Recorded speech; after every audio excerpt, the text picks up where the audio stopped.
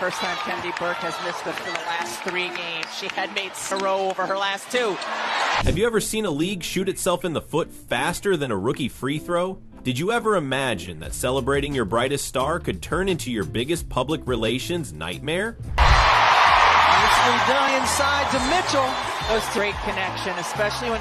What happened in Indianapolis wasn't just a game, it was a surgical strike on common sense.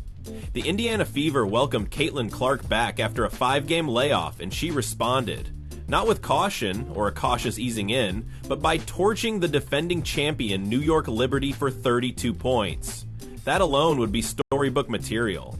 Instead, someone in the WNBA office decided that such brilliance could only be explained by performance-enhancing substances. 11 drug tests this season, 11! Let's break down why this isn't just bad optics, it's self-sabotage disguised as due diligence. Mitchell is in a corner, that baseline cut. Gets in, and now a chance. The moment Clark checked back into uniform, you felt the electricity in the arena. Logo threes, no-look dimes, and floor burns for days. They came in waves, reminding everyone why she's not just another rookie phenom, but the pulse of the entire league.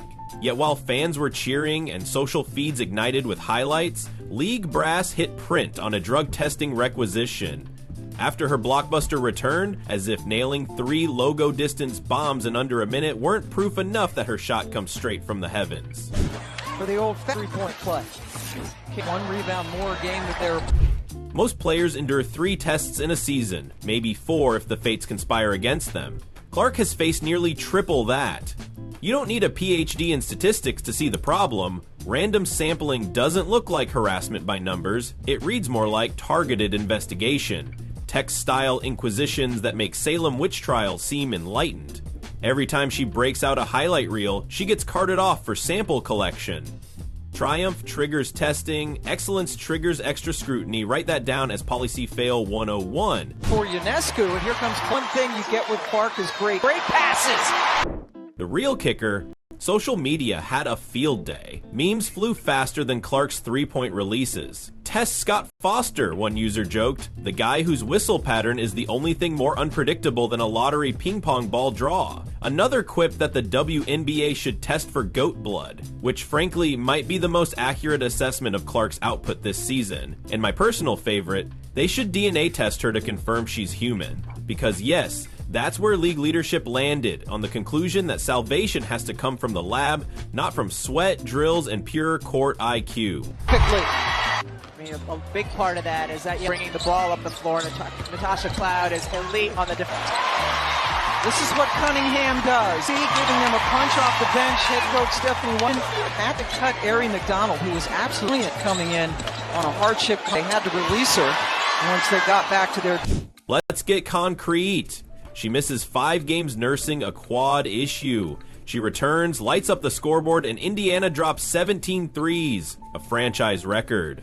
Were the league statisticians blinded by that glittering stat line? Did they peer at her stat sheet and think, no human being could do that, so she must be juicing? Talent, preparation, and relentless work ethic apparently couldn't explain it. It simply had to be illicit. Never mind that Steph Curry can light up any defense when he's cooking. In the NBA, they market those moments, no questions asked. In the WNBA, they confiscate your urine cup. Points in the quarter, 3 long-range threes. What message does this send to aspiring players? Work hard, master your craft, and when you inevitably succeed, prepare for extra camera lenses pointed not at your jump shot, but at your post-game specimens. If you dream of inspiring girls everywhere, you'll need more than a killer crossover. You'll need diplomatic immunity from the WNBA's quality control squad. That is not encouragement. It is cold, calculated deterrent. Dude, and now the shot clock's off, and wants one shot.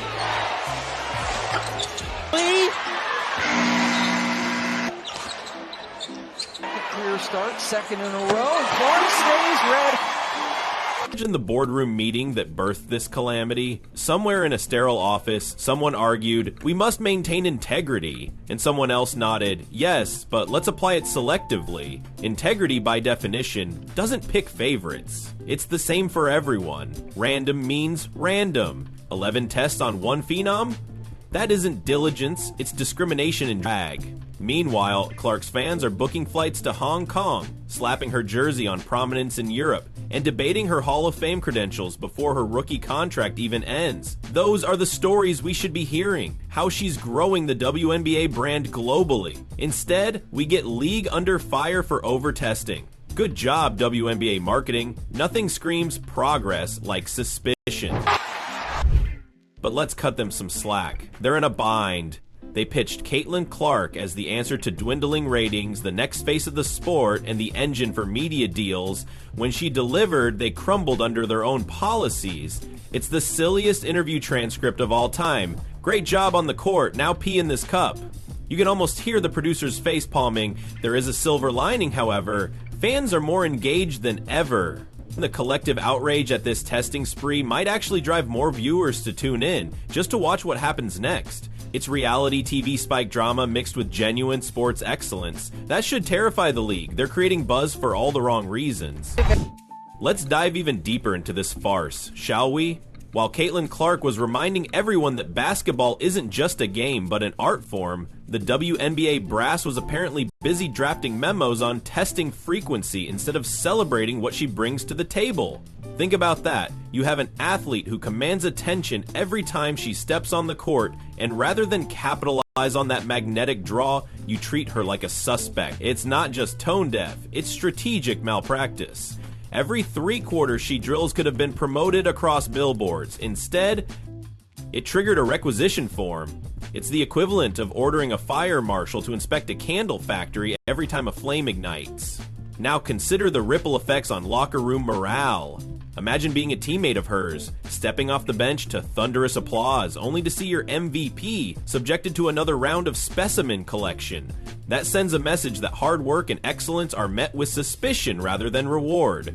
How do you build team cohesion when your star is under the microscope more than opposing referees? The psychological toll can't be overstated. Players should enter the arena knowing that success leads to celebrations, not interrogations. This one. Oh, that's a nice little fake by.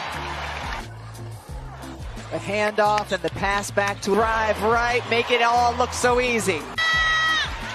Greatly at Boston, get the defender leaning and then just drive the other way. It's a play to get the tie-up. Meanwhile, media partners who signed lucrative broadcast deals expecting to showcase the league's premier talent were handed sound bites about drug testing protocols instead of highlight reels. Advertisers want stable storylines, watch superstar shine, not tune in to see if she passes another random test. This mishandling risks undermining multi-million-dollar media contracts by shifting the narrative from the court to the lab. Nobody wants to sell airtime around urine cups. Inadvertently, the league is giving pundits more fodder about its mismanagement than about the game. Let's talk math, because nothing exposes absurdity like raw numbers. 11 tests in a 20-game stretch equates to over 1 test every 2 games. That disparity isn't random variance, it's designer drama. Statisticians would label this selection bias, but the WNBA apparently calls it due diligence. If you applied that to ticket pricing, charging one fan 11 times more than the next for the same seat, you'd be sued for discrimination. Why does the league think it's acceptable for The shot off and she buried it. New York has missed 7 straight shots. Caitlin, probably, and won it. Clark Nails it. The New York Liberty came out through the quarter, but what a response from the Indiana Fever. Testing. On the strategic front, consider the impact on international growth. Caitlin's appeal stretches far beyond U.S. borders. Her name trends in Europe, Asia, and beyond. Fans from Hong Kong traveled 10,000 miles to catch a glimpse of her court wizardry. Those fans didn't sign up for exposés on testing schedules, they signed up to celebrate her brilliance. Yet the league handed them headlines about sample collection protocol. It's the equivalent of launching a global tourism campaign for Paris by highlighting traffic tickets rather than the Eiffel Tower. There's also the sponsorship angle. Major brands line up to partner with transcendent athletes, but they expect the league's promotional engine to amplify those partnerships. Instead, the WNBA is generating conversation about drug testing fairness. Sponsors want their logos associated with triumph, not turmoil. Is it any wonder potential corporate backers are hesitant when the league's premier event coverage reads like a compliance report? That's not a recipe for lucrative partnerships. It's a recipe for hesitation. And Cunningham is down behind the play, but they've got Caitlin Clark. Beyond economics, there's a cultural argument. Women's sports have fought for equal respect for decades. Each time a league that should be at the vanguard of progress self-sabotages by policing its own virtuosos, it undermines that larger struggle. Instead of positioning Caitlin Clark as the torchbearer for gender equity in sports, the WNBA inadvertently casts her as a lab rat in a science experiment. It's exactly the kind of misstep that lends credence to critics who claim the league doesn't trust its athletes. Then there's the competitive balance narrative. Some will argue that balancing talent across teams justifies random testing. If excellence skews too far and creates dynasties, fine, enforce salary caps or draft reform. But drug tests have zero correlation with competitive equity. They don't redistribute talent, they merely humiliate the standout performer. It's like you think Tom Brady's longevity was due to HGH, so you force him into quarterly blood draws while ignoring other variables. That's not leveling the playing field, it's courtroom drama. To fire away from three, Cunningham just now getting up as she stayed down near the free throw line on. Perhaps worst of all is the public relations loop the league has trapped itself in. Each new wave of mockery on social media forces league officials to double down on it's purely random, but every denial is more tone-deaf than the last joke. The disconnect between internal policy and external perception grows by the day. Fans see one story, greatest rookie season ever, while the league fights to frame another. Greatest rookie season, perhaps suspicious. You cannot negotiate reality. The public has already made up its mind. And yet, in the face of all this, Clark continues to dazzle. She racks up assists, orchestrates fast breaks, and nails contested shots with a nonchalance that's almost insulting to physics. Meanwhile, every highlight package is undercut by the lingering question, will she soon be sitting in a sterile room answering questions about her water intake? It's an absurd juxtaposition. Artful athleticism versus bureaucratic bureaucracy. Her story shouldn't be footnotes about protocols, it should be chapters about redefining her sport. On the other end, all 3 threes. And not only 9 and 30, but look at the depth on these fields. Two play. If I were advising the league, I'd start by axing the excessive testing, then issuing a public statement praising Clark's contributions to the game. Next, harness her momentum for a global marketing blitz. Feature her in documentary shorts, youth clinics, and primetime interviews. Give her the star treatment that a once-in-a-generation talent deserves.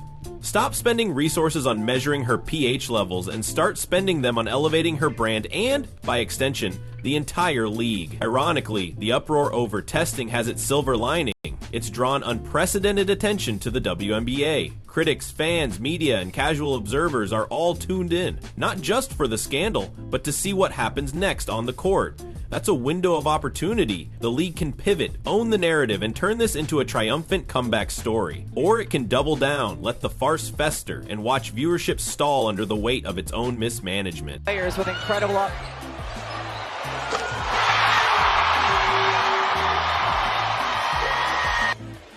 Clark directing traffic. And then steps back with the three over Brianna Stewart.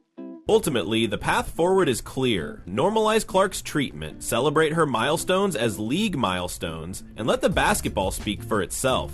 Every time she elevates a teammate, dismantles a defense, or sets a new rookie record, frame it as a league achievement. Create Caitlin Clark nights, partner with brands for signature shoes, and stream her training sessions for behind-the-scenes exclusives. Embrace the star drig model that every major sport uses and that the WNBA so desperately needs. So here's the challenge to Commissioner and company. Recalibrate your priorities. Put on your headset, watch the next broadcast, and focus on the chemistry between players, the crowd's roar, and the clack of the backboard. That's where the real story is. The paperwork can wait, because every second you spend debating tests is a second you're not capitalizing on basketball magic. Get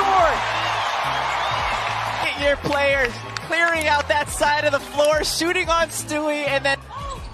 Who's the first? This one? Caitlin Clark! feeling the three. Clark. So what now? The WNBA can roll back this harebrained protocol, issue a public apology, and declare Clark's test routine in a way that doesn't read like extortion. Or they can dig their heels in and become famous for the league that loved its star to bits of lab tissue. I vote for the former. This for Ionescu, and here comes Clark. This is one thing you get with Clark is great pace and great passes. Found Boston perfectly. In the end, Caitlin Clark doesn't need protection from the possibility of cheating. She needs promotion, support, and a chance to keep rewriting the record books unencumbered by petty protocols. She's the gift that keeps on giving. Laser beam threes, ankle-breaking dribbles, and enough charisma to power a city. What do you think? Should the WNBA rethink its strategy? Or is this just the cost of doing business? To drop your thoughts below, hit subscribe if you believe excellence should be celebrated, not suspected. And like this video if you're tired of greatness getting tested instead of lauded. Leave a comment and let's make sure the only headlines read, Caitlin Clark unstoppable.